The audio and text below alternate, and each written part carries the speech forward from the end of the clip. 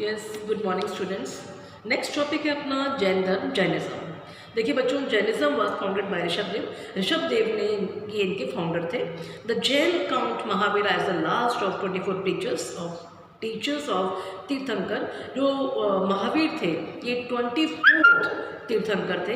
The first जो थे उनको ऋषभदेव या फिर आदिनाथ भी कहा जाता है।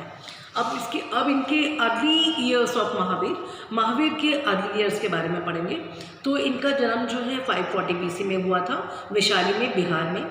इनके जो फादर थे उनका नाम था सिद्धार्थ, और जो इनकी मम्मी थी, जो इनकी मदर थी, वो लिच्छवी कुल से संबंधित थी। Mahavir was married to a princess name Yashoda. Mahavir का विवाह जो है एक प्रिंसेस यशोदा के साथ हो गया, और इनकी एक पुत्री का भी जन्म हुआ जिसका नाम था Priyadarshana. At the age of 30, देखिए 30 की एज में इन्होंने अपना प्रिंसली स्टेटस, यानी कि वो जिस तरीके से राजकुमार बन करके वैसा ही वेशभूषा में रहते हैं, वही वैसा ही ड्रेसअप होता है, वो सब इन्होंने छोड़ दिया। After wandering from place to place for a period of 12 years, इन्होंने 12 साल तक एक स्थान से दूसरे स्थान पर वंडरिंग किया, यानी कि एक जगह से दूसरे स्थान पर गए। ही अटेन्ड सुप्रीम नॉलेज, उसके बाद इनको एक सुप्रीम नॉलेज, एक ज्ञान की प्राप्ति हुई। He was called Mahavir. इसके बाद इनका जो नाम पड़ा वो जिना या फिर महावीर नाम हुआ। He follows were called Jains. इनके जो फॉलोवर्स हैं वो जैन्स कहलाते हैं। Many rulers like Chandragupta Maurya, Chandragupta Maurya भी इन्होंने भी जो है इनके धर्म को अपनाया। देन नेक्स्ट बच्चों, इनकी टीचिंग्स आ गई कि इनकी क्या शिक्षाएं हैं। Mahavir believe leading in simple life. Mahavir जो है बहुत ही सरल जीवन जीने में विश्वास करते थे। He was against rituals, animal sacrifices. ये बिल्कुल भी रिचुअल्स को पसंद नहीं करते थे और ना ही एनिमल सेक्रीफाइसेस को पसंद करते थे। इन्होंने अहिंसा और नॉन वायलेंस को बहुत अधिक ऊपर रखा है कि हमें कभी भी किसी के साथ अहिंसा नहीं करनी है। He believe that not only man but also animals, plants have a soul. इनका यह मानना था कि सिर्फ इंसान ही नहीं, जानवरों में, पेड़ पौधों में भी आत्मा रहती है। So one could not cause injury. हमें किसी को भी चोट पहुंचाने का हक ईश्वर ने नहीं दिया है। हम कोई एनिमल को, कोई बर्ड्स को, कोई इंसेक्ट्स को, कोई प्लांट्स को चोट पहुंचाएं, ऐसा हमें ईश्वर ने नहीं कहा है। Man could free himself from the cycle of rebirth.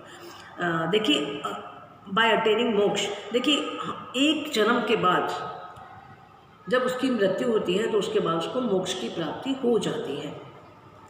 इन्होंने कौन से ज्वेल ऑफ लाइफ बताए? इन्होंने 3 बातें बताई। Right faith, right knowledge, right action.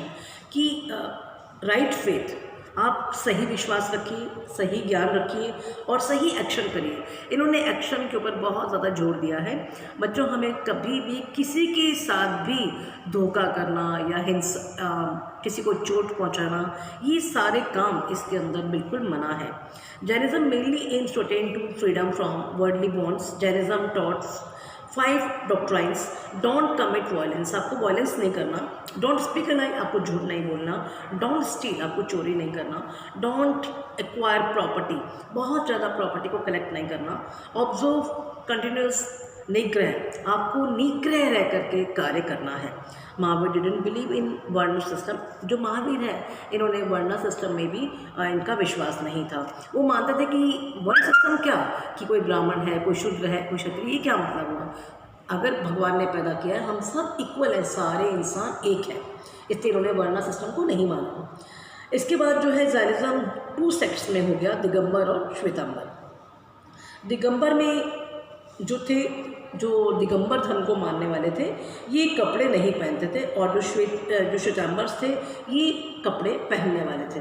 जो दिगंबर हैं, ये बिल्कुल भी कपड़े अपने ऊपर नहीं पहनते थे। इसके बाद बच्चों, spread of Jainism.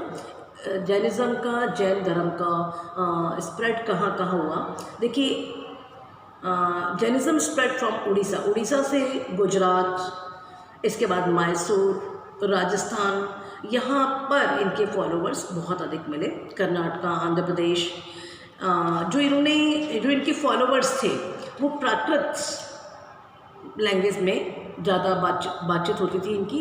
That was the language understood by the common people. वो ऐसी लैंग्वेज थी जो हर व्यक्ति समझ सकता था। All religious text were written in a जो सारे इन्होंने जो इनके ग्रंथ वगैरह लिखे गए हैं वो सारे प्राकृत भाषा में थे।